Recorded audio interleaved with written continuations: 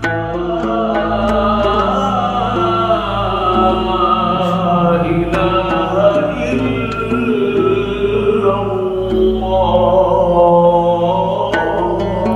এখন দাঁড়িয়ে আছি মিশরের রাজধানী কায়রোতে অবস্থিত মসজিদে হুসাইনের সামনে।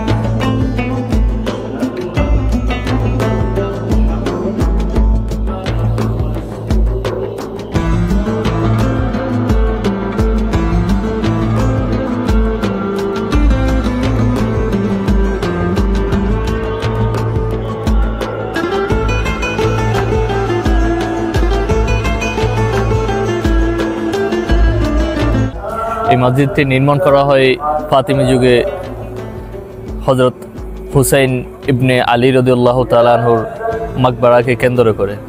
এই মসজিদের ভিতরে এক পাশে অবস্থিত হুসাইন ইবনে আলী ইবনে আবি তালিব রাদিয়াল্লাহু তাআলা আনহুর মাকবারা।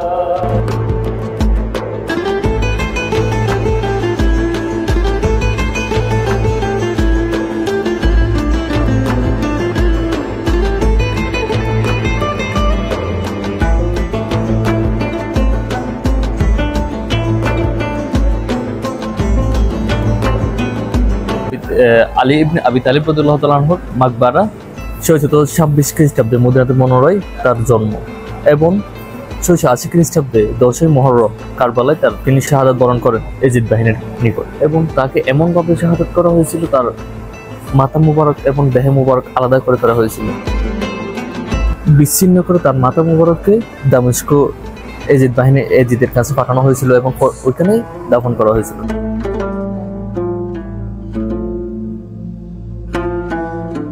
পরবর্তীতে আজ-জামাল আল-মুস্তানসিরের আমলে আনুষ্ঠানিকভাবে ওনার মাথা মুবারক কায়রোতে দাফন করা হয় এবং ওনার মাথা মুবারককে কেন্দ্র করে মসজিদে হুসাইন এবং এই মাজারটা নির্মাণ করা হয় 1153 খ্রিস্টাব্দে।